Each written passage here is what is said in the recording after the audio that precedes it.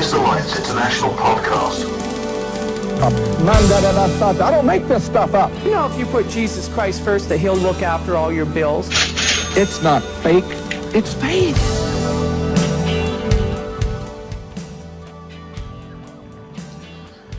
Hello, and welcome to the latest episode of Atheist Alliance podcast. I'm Jason Sylvester, aka Diogenes of Mayberry, and I'd like to welcome you, everybody who's watching, and I'd like to remind you all to please like and subscribe. Today we have one of our AAI affiliates, Mr. David Rand, who is president of Atheist Freethinkers based in Canada, and he's here to talk to us about one of the laws that's causing some trouble in Canada. So David, welcome and thank you for joining us, and maybe tell us a little bit about yourself and your organization, and then we can dive into the this court case. Our organization is Atheist Freethinkers based in Montreal. We're a small organization. We've been around for about 10 years. I'm here to talk about Quebec's Bill 21, which was passed into law in June of 2019. It's a secularism law. It defines secularism, puts that in the Charter of Rights of the province, and establishing it as a principle, a sort of quasi-constitutional principle of Quebec, and it bans the wearing of religious symbols by some employees by those employees who are in positions of authority, and including teachers and school teachers. It also bans the wearing of face coverings for both employees and for those who want to receive services. So if you want to receive a service from the government of Quebec, you have to show your face. Okay. And so the law. This isn't all civil servants. So this is just basically frontline people who are interacting with the public. Well, it's not even all those interacting with the public. It's only those in positions of authority, that is judges, police, prison guards, and prosecutors. And then add on to that school teachers. Okay. It doesn't cover all. Other civil servants are okay. Other civil servants are not covered by the ban. Right. Okay. And this is generated. I would say the law is not causing problems. It's the opposition to the law which is causing problems. We support this law wholeheartedly. Actually, in our opinion, it should be extended to the entire civil service. But having it for those in positions of authority is a very good start. It's a very good thing. There's already a law in Quebec which bans partisan political activities by civil servants, and it covers the entire civil service. And it's a stronger than this recent ban on religious symbols. And religious symbols are very partisan and divisive, and they become political when they're worn by a civil servant, worn by, say, a police officer. If you were being served, if you were confronted by a police officer, I don't think you'd want that officer to be wearing a political slogan like "vote for a certain candidate," or wearing a commercial slogan like an ad for Wendy's or McDonald's or whatever. And by the same token, you wouldn't want such a police officer to be wearing a religious symbol, such as an obvious crucifix or a hijab or a kippah, a symbol of a religion which, many of them are very misogynistic, or they're homophobic, or they're prejudiced against atheists, etc. So you would want the employee of the state with whom you're dealing, especially if they have coercive authority like a judge or a police officer, you'd want them to show a neutral image. Okay. And are the, like, say, the police officers who, so say like a Sikh who would have a turban, or a Muslim police woman who would have a hijab, has there been pushback from these people, or?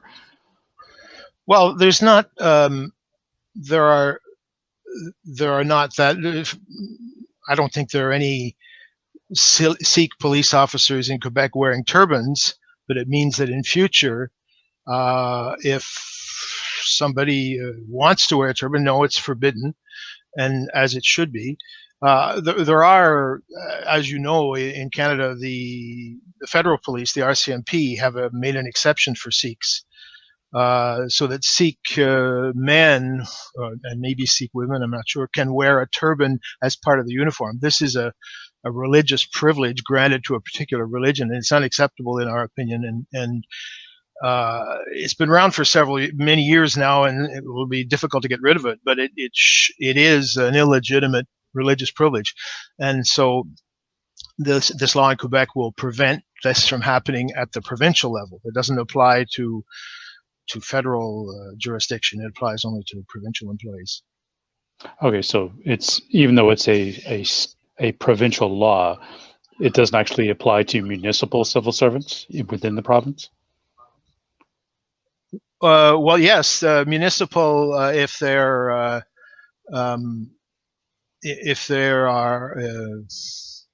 well, police are municipal employees, are they not, in municipalities? True. So it applies to them. The provincial police. So. But it applies. Municipalities are managed by the province, so it would apply. Okay. And it applies to school boards. Although there are several organizations which have contested the law. There was a court challenge to Bill 21, which occurred last year, 2020. In fact, there was, first of all, a challenge trying to get the ban on face coverings and religious symbols suspended immediately. And fortunately, that failed. It went all the way to the Supreme Court of Canada, which refused to hear the appeal. And so the law was not affected by that initial challenge. But then there was a more substantive challenge where the attempt is to repeal the law entirely, not just suspend parts of it, to have the law repealed entirely. That went to the Quebec Superior Court in November and December of last year, 2020. And the decision of the judge came down in April 20th of 2021. A very strange decision where he gave an exemption to English language school boards. And he also gave an exemption to members of the National Assembly, members of the Quebec Provincial Parliament. The ban on face coverings in Bill 21 applies to members of that National Assembly, and the judge struck that down. The religious symbol ban doesn't apply to members of the Provincial Parliament, but the face covering ban did, and that was struck down by the judge. And for some very bizarre reasons, he invoked the minority language rights to exempt the English school board, which makes no sense to me, because this is a law about secularism. It has nothing to do with language, so it doesn't impact language rights in any way. And also, there's in the Canadian Charter of Rights and Freedoms, there's a section which protects the right to run for public office and to vote. And that was used by the judge to strike down the face covering ban for members of the National Assembly in Quebec City. And that doesn't make a lot of sense to me, because well, it doesn't interfere with the right to vote or the right to run for office. It simply means that if someone is elected and they sit in the National Assembly, they have to show their face. That's all. They need to uncover. So the judge's decision has the effect of allowing somebody to wear a niqab or other face covering while they're sitting as a representative in the National Assembly in Quebec City, which is quite bizarre. Okay, and the opposition you were mentioning to me offline, on our initial chat that a lot of the opposition is actually coming from outside of the province of Quebec, correct? Oh, yes, yes. Much of it, the National Council of Canadian Muslims, which is based in Toronto, is virulently opposed to it. They're based in Toronto. The Canadian Civil Liberties Commission, unfortunately, there's a section of Amnesty International which opposes it. I find this really appalling that organizations which should be protecting human rights are in fact opposing a law which does help to protect human rights. What it does, the ban on religious symbols, it prevents a form of passive proselytizing by an employee. This is especially important in schools where children are involved. If a teacher were to wear a religious symbol while teaching, that has a great influence on children, just as much as any symbol on the wall. I mean, I think we can all agree that you wouldn't want a crucifix on the wall of a schoolroom or another religious symbol displayed, and the religious symbol displayed on the person of a teacher is just as influential, if not, and probably more so, because the teacher is a role model and they're the center of attention for pupils throughout the day. So, but this law helps to protect human rights, and there are organizations which ostensibly say they are for human rights who are opposing it, which I find hypocritical and appalling. Well, I presume they're trying to protect the human rights of the civil servants to display their religious symbols, and that's probably where they're coming from. But I get your point as well. So well, like, where they're coming from, they're ignoring the distinction between freedom of belief and freedom of practice. Is what they're doing. Bill 21 does not interfere in any way with freedom of belief. Not at all. What it does is it puts a small and reasonable restriction on the freedom to practice for some employees while they're on the job, but it doesn't affect them off the job. Right. And so these groups that are outside of Quebec who are challenging it, are they having any impact, or they're pretty much, because they're external to the argument, they're not really bringing anything substantial to the legal challenges within the province?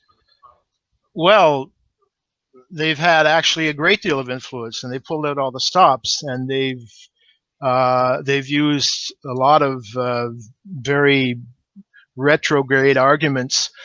For example, in the decision of the Judge Blanchard in the Quebec Court of Appeal that I referred to earlier, the only reason he did not strike down the law entirely is because the law contains certain clauses which which limit the power of judges to strike it down. But he opposes the law completely, clearly, if you read the decision, and he rejects the comparison with political symbols, which I referred to earlier. He says that religious symbols are far more important, and if you oblige a religious believer to remove a religious symbol when they're going to work, it is against their soul and essence. He actually said that literally, soul or essence of the person. In other words, he has to appeal to the soul to justify giving religious symbols a far greater priority than political symbols. Whereas, in our opinion, they're on the same level. There should be no such preference given. A hijab or a crucifix is no more sacred than a symbol of a political party or of a political movement. He also accepted all the arguments of opponents of the law, or most of them, and rejected arguments by supporters of the law. For example, the secular organization called the Mouvement Laïque Québécois, who had parents who wanted their children to be in an environment where they were not exposed to this form of passive proselytizing by teachers wearing religious symbols. And some some of these parents are from a Muslim background who come from Muslim majority countries, and they have seen how Islamism is imposing itself in Muslim majority countries and pushing itself, and how the veil itself, the hijab and the niqab and the other forms of the Islamic veil, are in fact a propaganda tool of political Islam to try to push their symbols and values wherever they can, and to normalize them, and so they'll become accepted by everyone, and we must not accept them. But the judge completely ignored these arguments. There was also a great deal of the conflation of race with religion is a major issue here, so that Islamists and those who effectively support them, they promote the idea that to oppose the wearing of the hijab by some employees is racist, which of course is nonsense, because Islam is not a race. And what it does is it essentializes religious affiliation as if it were some kind of innate and immutable property, like a racial identity. And what that does is it effectively negates the freedom of conscience of Muslims first and foremost. If being a Muslim is some kind of racial identity, then that means that anybody who has the dubious luck to be born into a Muslim family is Muslim for life, and it's an innate characteristic that they have no freedom of conscience. And this is very much like the Muslim ban on apostasy. As you know, in according to Muslim theology, it is a horrible sin to leave Islam, and there are laws in Muslim majority countries which make it illegal to apostatize, to leave Islam, and the penalties are severe, and sometimes even death. And so asserting the freedom of conscience of Muslims and of everybody else is very important. Whereas by saying that a religious symbol it's like something that's important to the soul or essence of the persons, as the judge did, he is essentializing religious affiliation. He's racializing it and making it immutable and giving it way more importance than it should have, and giving no importance to the freedom of conscience of the person. Okay, so what are the next steps then beyond this last court decision? What's coming up next? It's being appealed. It will go next to the Quebec Court of Appeal. I don't know what the date will be for that, but almost everyone who was involved in the Quebec Superior Court challenge is appealing. That is, those who support the law are appealing in order to try to remove those two exemptions: the exemptions for English language schools and the exemption for members of the National Assembly. And those who oppose the law are appealing to try to have it struck down completely, and not just these exemptions that the judge decided. Our organization, Atheist Freethinkers, we intervened in Quebec Superior Court, and our lawyer made oral arguments on December 14th of last year. We probably won't intervene in the appeal because we don't have enough funds to do that. We don't have enough resources to do that. But we did appeal. We did intervene in the Quebec Superior Court, and that is on record. So it'll go to the Quebec Court of Appeal. I'm hoping that the judges, or the judge or judges, will have a little more common sense, and we'll see how really quite bizarre and ridiculous the decision of Judge Blanchard was in his talk of essence and racial essence. He even complained that Bill 21 doesn't take account of laws of God, which is sounds like he's a bit of a believer himself. It sounds theological, his decision. So I'm hoping that the Court of Appeal will see some sense, will have better sense. But whatever happens there, it will almost certainly be appealed again to the Supreme Court of Canada, and so this is going to keep going on for some time. Okay, and so this is just going on in Quebec, but are you aware? Has this bill spread to other provinces where there's other organizations looking to institute the same sort of legislation in other jurisdictions? No. To my knowledge, there is nothing whatsoever similar in any Canadian province or in any American state. Or there are, on the other hand, laws in Europe, in several European countries, and also in some African countries and in some Muslim countries, which are similar to some aspects of Bill 21, but nothing in Canada. And federal politicians are extremely hostile. They misrepresent what Bill 21 does. They say that it discriminates when it does not discriminate. It applies to all religious symbols of all religions, and it applies to men and women. And there's a great deal of dishonesty. As for secular or ostensibly secular organizations in Canada outside Quebec, none has supported Bill 21 to the best of my knowledge. I don't know of any that has come out in support, and some even have shamefully opposed it, appallingly opposed this law, simply conforming to the dominant mentality and without thinking things through. But in Europe, for example, in France, in Switzerland, in Germany, there are parts of those countries, and in all of France, there are laws which ban civil servants from wearing religious symbols. There are laws which ban face coverings in some situations. In France, it's banned in public in general. There are many African and some Muslim countries that have banned face coverings, who've banned the niqab.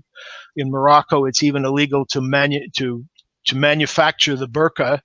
that is illegal. There's a new law in Geneva, which is quite similar to Bill 21, but stronger, in the canton of Geneva, and that part of Switzerland.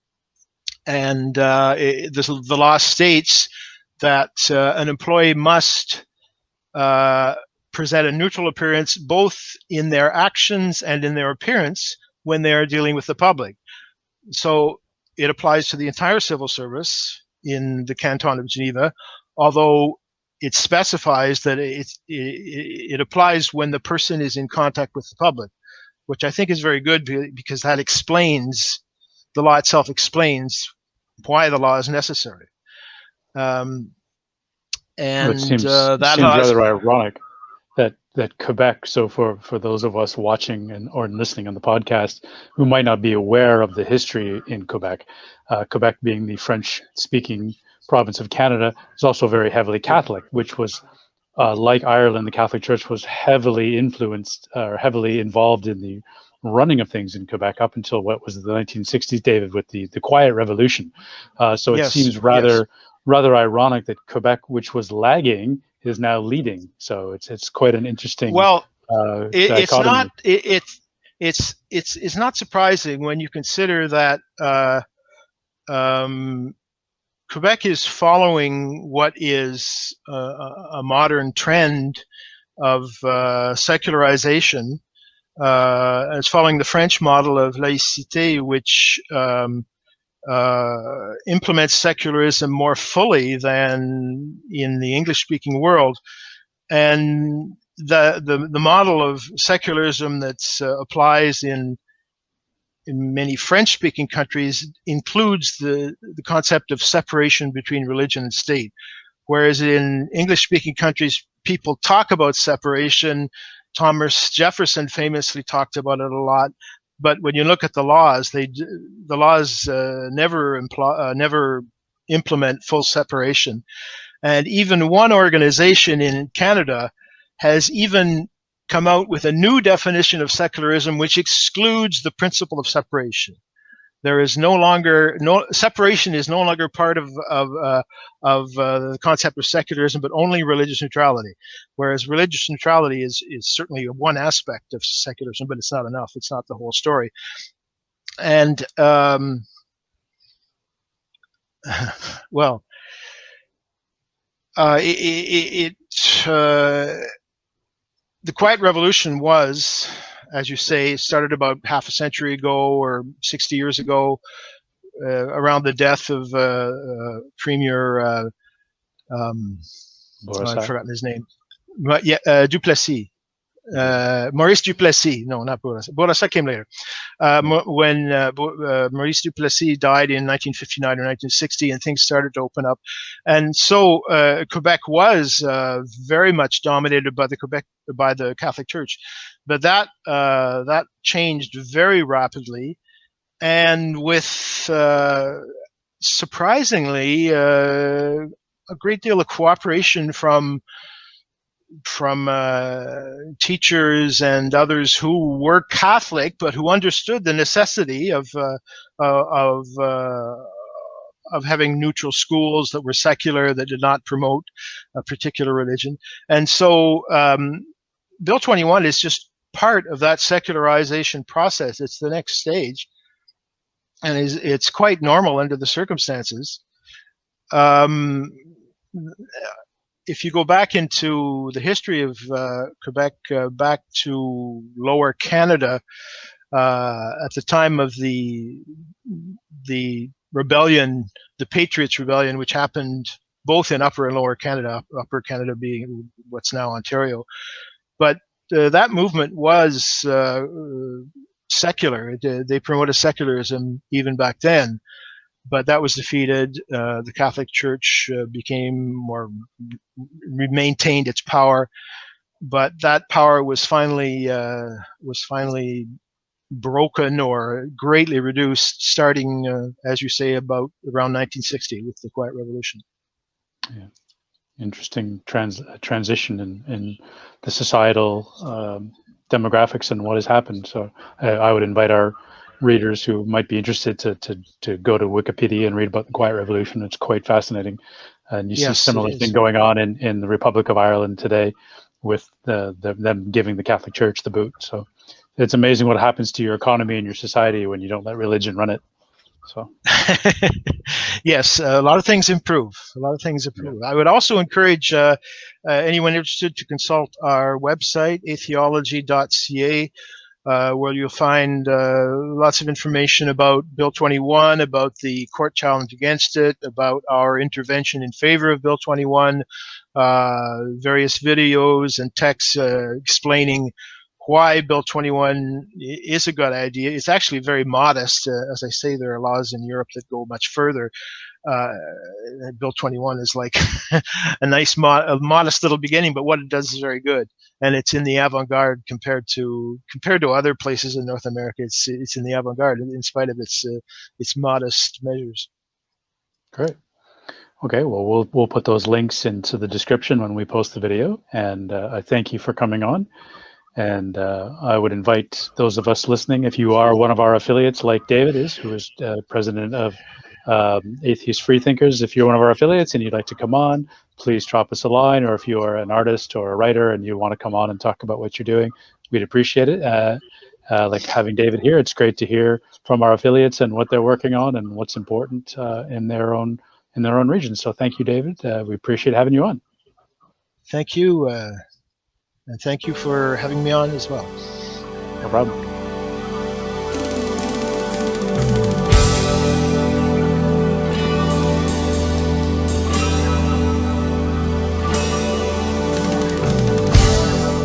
Okay, thanks for listening, and don't forget we're on YouTube, so follow us on YouTube. Just search for Atheist Alliance International, and please subscribe and hit that notification bell. We're also on all of your favourite podcast platforms, so make sure that you follow us on there as well. See you next time.